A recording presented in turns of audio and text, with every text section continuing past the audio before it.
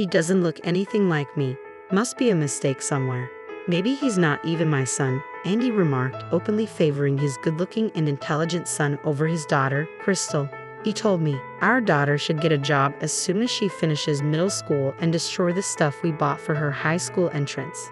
I couldn't take it anymore. I packed up and left, taking both kids with me. My name is Misty, an average 35-year-old stay-at-home mom.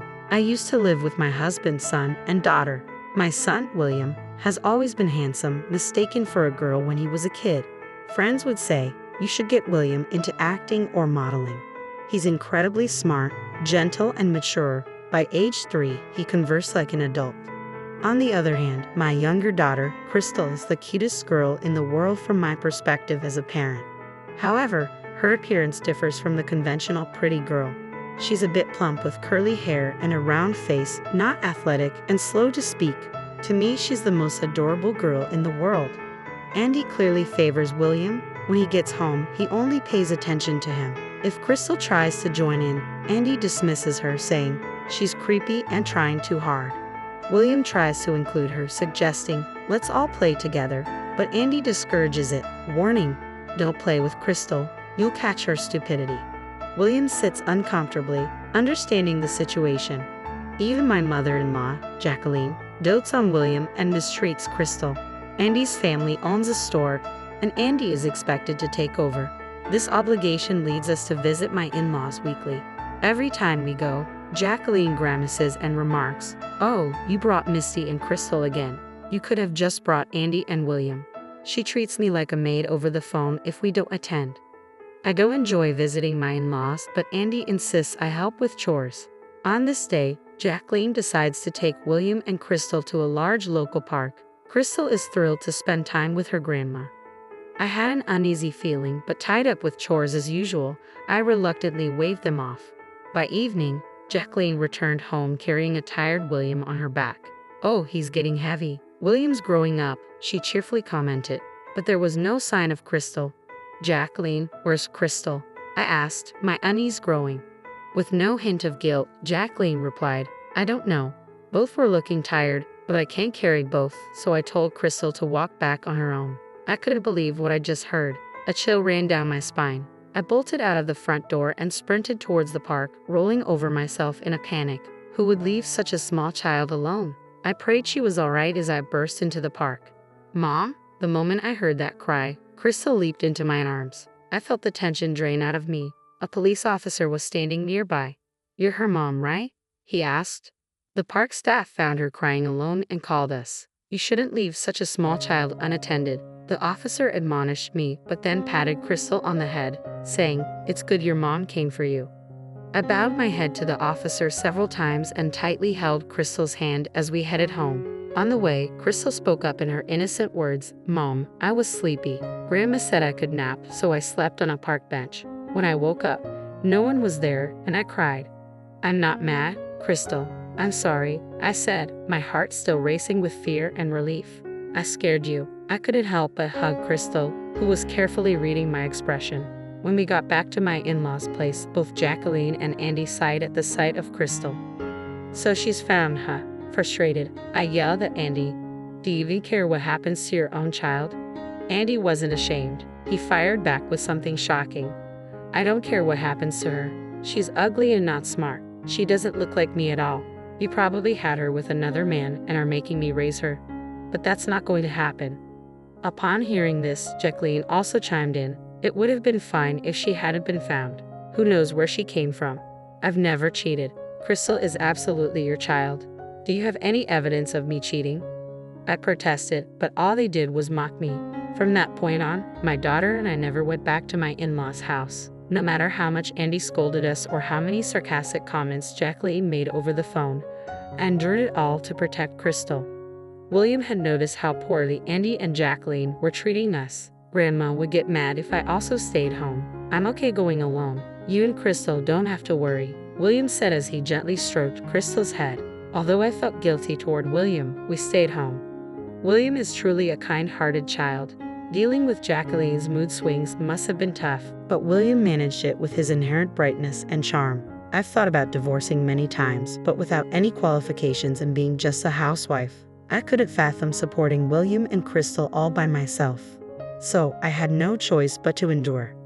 A decade had passed since Crystal and I effectively cut ties with my in-laws. William had become a working adult, and Crystal was about to start high school, the new backpack and textbooks. She was looking forward to this new chapter in her life.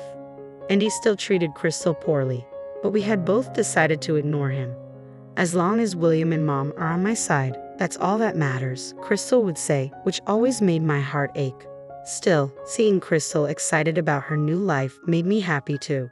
But then disaster struck. Andy saw Crystal's new school supplies and went ballistic. "What is this?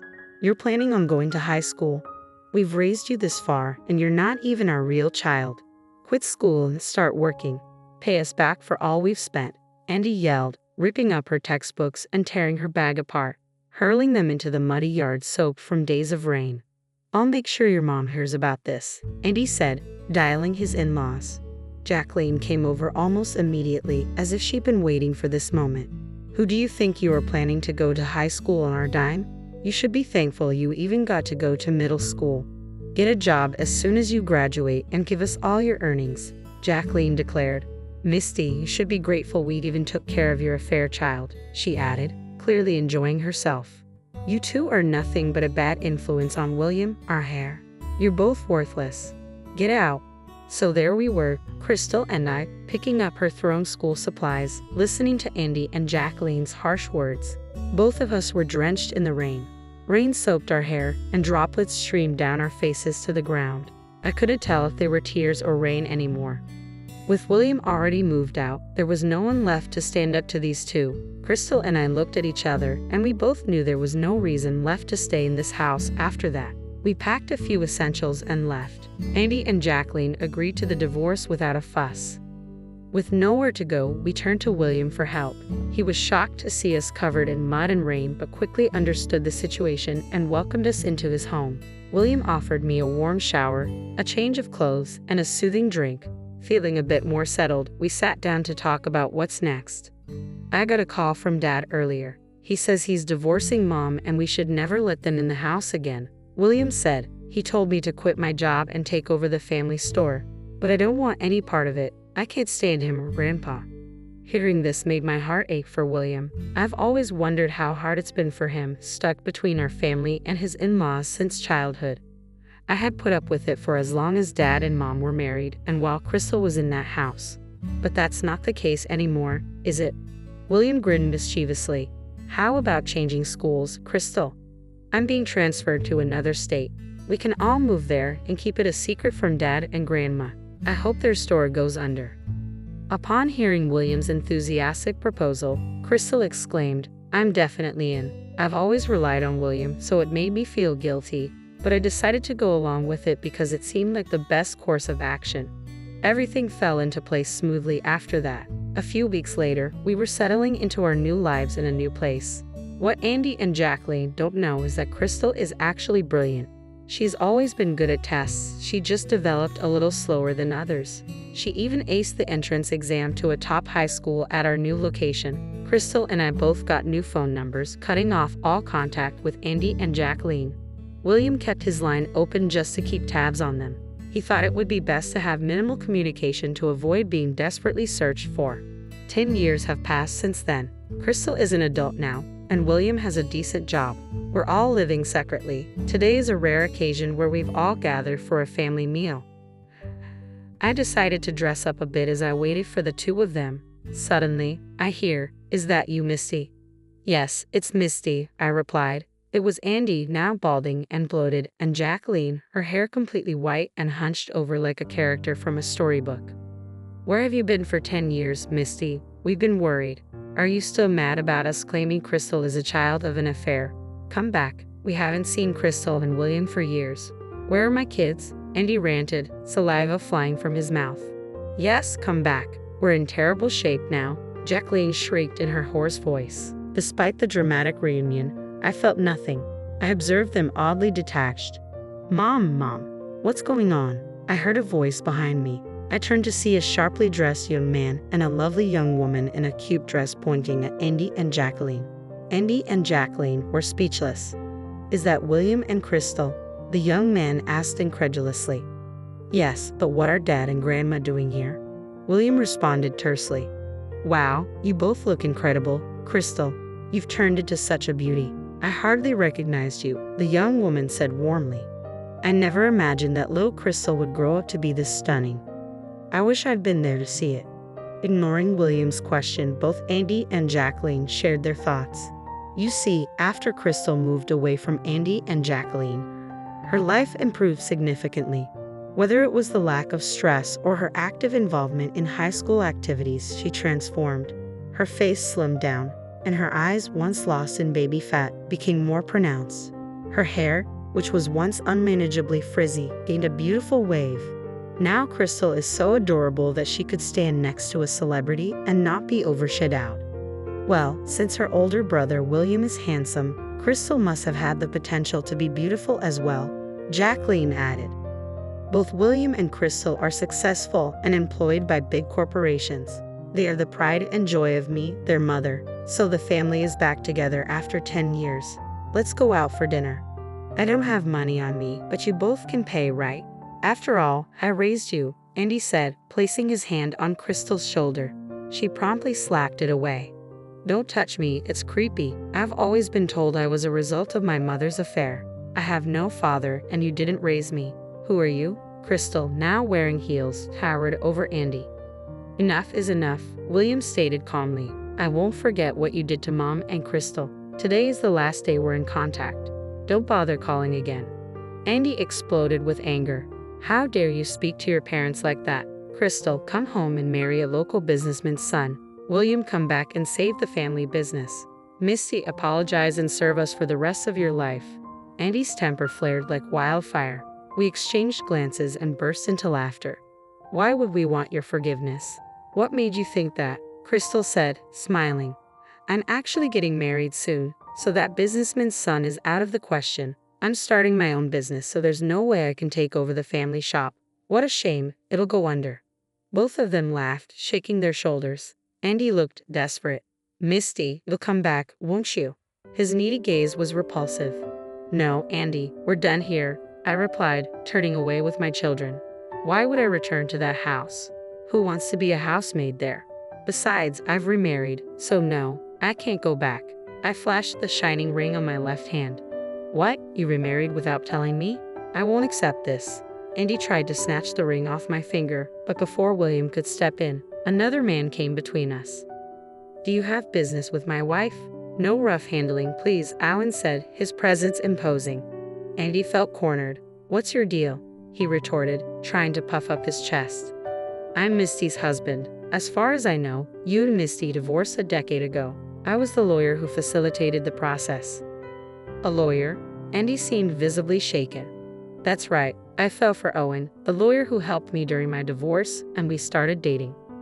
A few years later, we got married. Andy's face turned even redder. A lawyer, huh? Think you're something special because you make some money? Everyone, listen to me. Misty's my wife, and William and Crystal are my kids. You're in the way. With that, Andy charged at Owen like a raging bull, but Owen dodged smoothly. Unable to stop himself, Andy stumbled and rolled away, letting out a pathetic cry. Oh no, Jacqueline screamed in dismay. We all watched, holding our breath, wondering if Andy was all right. Lying on his back, Andy yelled, I'll forgive you all if you listen to me now. Good, he didn't seem to be badly hurt, but the fall did appear to shake him up quite a bit. What should we do now? I thought. Owen reassured me, I've called an ambulance. It'll be all right. Let's leave the rest to them. Crystal was fuming. You're too kind. You should have just left him. Even her angry face was adorable. Hey, our dinner reservation is soon. Let's get going, or we'll be late, William reminded us. Yes, today was a special family dinner day. With a reassuring embrace from Owen, we left. We could hear Andy and Jacqueline's verbal abuse behind us, but nothing scared us now. Months later, we heard that Andy's struggling business finally went under. Owen had gotten the news from a real estate contact. For 10 years after we left, Andy had kept things afloat surprisingly.